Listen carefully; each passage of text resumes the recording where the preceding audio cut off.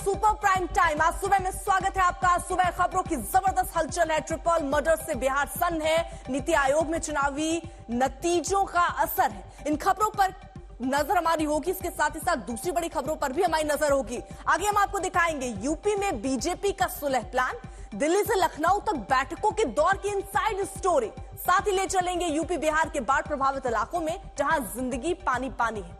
और ठीक 10:30 बजे देखिए हमारी खास पेशकश, जगन्नाथ भगवान कितने धनवान।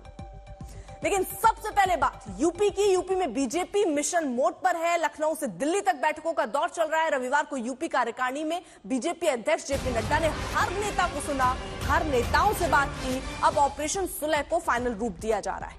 कल दिल्ली में जेपी नड्डा ने केशव मौर्य और यूपी बीजेपी अध्यक्ष भूपेंद्र चौधरी से वो मिले। सूत्रों की माने तो जेपी नड्डा ने यूपी में सरकार और संगठन में तालमेल बिठाने पर जोर दिया।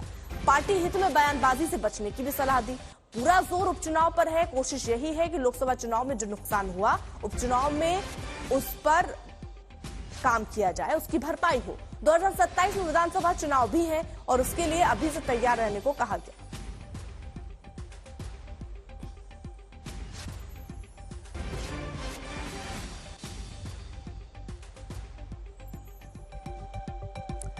तो आपको बता दें, दिल्ली से लेकर यूपी तक हलचल का दौर जारी है। यूपी में ऑपरेशन सुलह की तैयारी हो रही है। दिल्ली में देखिए नड्डा की बैठक हो रही है जिसमें संगठन सरकार में कैसे तालमेल हो उसको लेकर आगे रणनीति बननी है।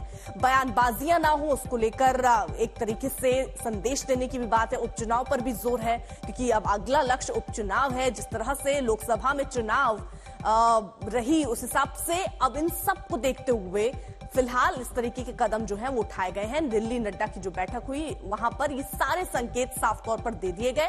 वहीं लखनऊ में योगी का मंथन रहा, मंत्रियों संग मंथन, उपचुनाव पर फोकस और जिम्मेदारी भी बांटी जाएगी। यानी तय किया जाएगा कि किसकी क्या जिम्मेदारी बनती है और उस हिसाब से आगे क्या कदम उठाने चाहिए। सामने चुनाव है, उपचुनाव। अति आत्मविश्वास का जिक्र भी योगी आदित्यनाथ कर चुके हैं और ये बता चुके हैं कि देखिए अति आत्मविश्वास में नहीं आना है और जमीन पर उतरकर काम करना है। अब आपको जल्दी से यूपी बीजेपी पर 5 बड़े अपडेट भी दे देते हैं। दिल्ली में जेपी नड्डा केशव प्रसाद मौर्य की बैठक होने वाली है, हो चुकी है। बैठक में मतभेद पर फौरन रोक की नसीहत जो है वो दी गई है। बयानबाजी रोकने का भी 2 टूक निर्देश दे दिया गया।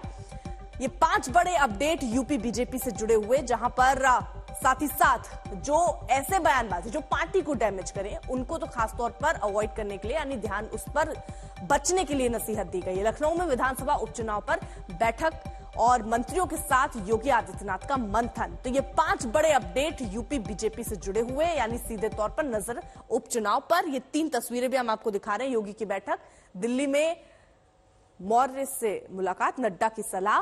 10 सीटों पर होने हैं उपचुनाव और अपने अपने दांव चलते हुए हर दल नजर आ रहे हैं, लेकिन बीजेपी की अपनी रणनीति भी सामने दिख रही है।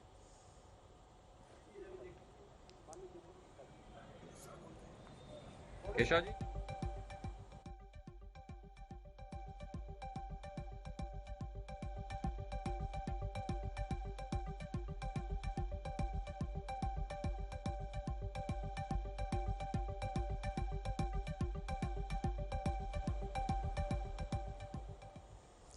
तो हमारे साथ हमारे कुछ सहयोगी भी जुड़ रहे हैं जो यूपी के हाल पर पैनी नजर रखे हुए हैं और अपडेट देंगे कि आखिरकार उत्तर प्रदेश में हालात क्या बने हुए हैं, ये सारे संकेत क्या हैं। जब आप केशव प्रसाद मौर्य को यहां पर बुलाया जाता है, याद होगा आपको वो बयान भी केशव प्रसाद मौर्य का, जिसमें केशव प्रसाद मौर्य ये कह रहे हैं कि संगठन ज्यादा बड़ा है, यानी संगठन के साथ ही आगे बढ़ने की नसीहत देते नजर आ रहे हैं। हिमांशु भी हमारे साथ है और हमारे साथ अभिषेक भी जुड़े हुए हैं। सबसे पहले लखनऊ में क्योंकि बैठक होने वाली है, महत्वपूर्ण ये बैठक किस लिहाज से, जरा ये समझाइए किन किन मुद्दों पर यहां पर नजर रखी जाएगी। देखिए अर्पिता, इस बैठक के मायने काफी महत्वपूर्ण है क्योंकि सीएम योगी आदित्यनाथ ने 10 सीटों पर होने वाले उपचुनाव को काफी संजीदगी से लिया है। इसके लिए बाकायदा हर एक सीट पर प्रभारी मंत्री, उसके साथ सहमंत्री को नियुक्त किया गया इस बात को फोकस में लाया गया कि इन 10 सीटों पर पूरी तरीके से बीजेपी अभी से जमीन पर उतरे, वहां के हालातों का जायजा ले, कार्यकर्ता से फीडबैक ले, उसकी रणनीति पर काम करें और उसको लेकर के ही ये मंथन पहले किया जा चुका है, जिसकी आज दूसरे दौर की बैठक सीएम योगी आदित्यनाथ के आवास में 11 बजे लगभग होनी है। इसमें खासतौर पर फोकस किया जाएगा कि किस चुनाव के किस नैरेटिव के साथ, किस रणनीति के साथ बीजेपी उपचुनाव में जाने वाली है। जो फीडबैक अभी लोकसभा चुनाव की हार के बाद मिला है उसको कैसे मैनेज किया जाना है, उस पर भी चर्चा होगी। और साथ ही साथ तमाम स्टेक होल्डर्स, क्योंकि इन सीटों पर आप जो मुकाबला है वो कड़ा होने वाला है। 5 सीटों पर समाजवादी पार्टी और 5 सीटों पर बीजेपी और उसके अलायंस के पार्टनर्स हैं, तो कहीं ना कहीं इस बात का आकलन सीएम आदित्यनाथ को भी है, पार्टी को भी है, संगठन को भी है। और कार्य समिति से लेकर के जेपी नड्डा से जो बातचीत हुई कल आप केशव प्रसाद मौर्य और भूपेंद्र चौधरी की, उसमें भी इस बात को तरजीह दी गई कि उपचुनाव साख का सवाल है, उपचुनाव प्रतिष्ठा का सवाल है, उपचुनाव इस प्रदर्शन का सवाल है कि बीजेपी जमीन पर अभी भी पूरी तरीके से मौजूद है, उसकी पकड़ है। और कार्यकर्ताओं को लेकर के जिस तरीके की बातें सामने आ रही थी उसको भी रेक्टिफाई करने का एक मौका है।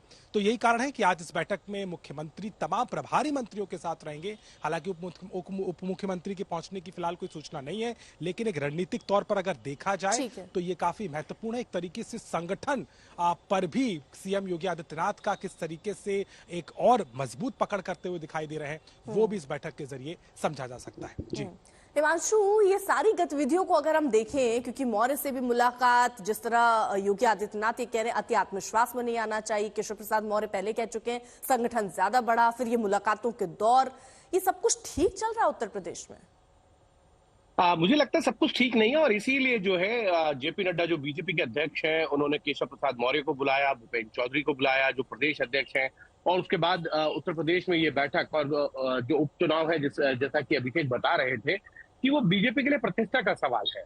अगर इन चुनावों में भारतीय जनता पार्टी को उसी तरीके के नतीजे देखने को मिले जो 13 अभी उपचुनावों के नतीजे आए हैं, तो भारतीय जनता पार्टी को कहीं ना कहीं वो दुविधा में डालेंगे। भारतीय जनता पार्टी का जो कार्यकर्ता है उसका मनोबल जो है वो गिर सकता है, और इसीलिए इस तरीके की तमाम बैठकें हो रही हैं। अर्पिता, उसमें सबसे बड़ी चीज ये है कि पार्टी के अंदर जो आवाज पिछले कई सालों से दबी हुई थी 2019 के बाद से, उसको बल तब मिलता है जब पार्टी को उसके परिणाम स्वरूप लोकसभा में नतीजे नहीं मिलते हैं। ये हमेशा देखा जाता है जिस जगह पर हार मिलती है वहां इस तरीके की वोकल आवाजें मिलती हैं। आप याद कीजिए भारतीय जनता पार्टी का वो दौर 2004 से 2014 का दौर, जब भारतीय जनता पार्टी का सेंट्रल लीडरशिप कमजोर था, तब इसी तरीके की आवाजें जो है पार्टी आलाकमान पर या आपसी खींचतान की बयानबाजी देखने को मिला करती थी। लेकिन सबसे बड़ी बात यह है कि आज भारतीय जनता पार्टी के पास एक स्ट्रांग आलाकमान है। प्रधानमंत्री नरेंद्र मोदी का चेहरा है जो विश्व में सबसे ज्यादा लोकप्रिय है, इसमें कोई दो राय किसी को नहीं है कि आज भारतीय राजनीति में सबसे लोकप्रिय चेहरा प्रधानमंत्री नरेंद्र मोदी का। लेकिन उसके बावजूद अगर उत्तर प्रदेश जैसे राज्य के अंदर उनको इस तरीके के नतीजे नहीं आते जो भारतीय जनता पार्टी को चाहिए थे, 62 सीटें जीती थी 2019 के लोकसभा चुनाव में और घटकर 33 रह जाए और 3 उनके सहयोगी जीते, तो कहीं ना कहीं 4 अलायंस पार्टनर है भारतीय जनता पार्टी के। आप देखिए आरएलडी है उनके साथ ओम प्रकाश राजभर है, उनके साथ संजय निषाद है, अनुप्रिया पटेल है। 4 जो है पार्टनर्स अगर उनके साथ आते हैं और उसके बावजूद अगर ये नतीजे आते हैं तो भारतीय जनता पार्टी के लिए चिंता का विषय था। और उसके बाद केशव प्रसाद मौर्य का यह बयान और उसके बाद तमाम विधायकों के, मंत्रियों के बयान, पूर्व सांसदों के बयान, जो चुनाव हार गए, उन्होंने कहा कि पार्टी के अंदर ही उनको हराने की कोशिश की गई है। कुछ विधायकों ने उनको हराने की कोशिश की, कुछ नेताओं ने। तो कहीं ना कहीं ये नतीजे भारतीय जनता पार्टी के लिए चौंकाने वाले थे। और उसके बाद जब ये बयान आने शुरू हुए तो भारतीय जनता पार्टी उस पूरे मामले को रफू करना चाहती है। वो चाहती है कि पार्टी की तरफ से इस तरीके की वोकल आवाजें ना उठे। अगर किसी को कोई अपनी बात कहनी है तो पार्टी संगठन स्तर पर आकर अपनी बात को कहे, लेकिन बाहर जाके मीडिया के अंदर खुले तौर पर बयानबाजी नहीं होनी चाहिए।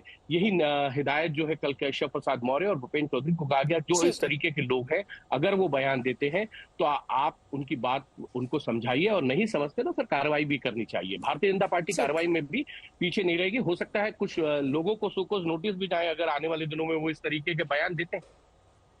ठीक है।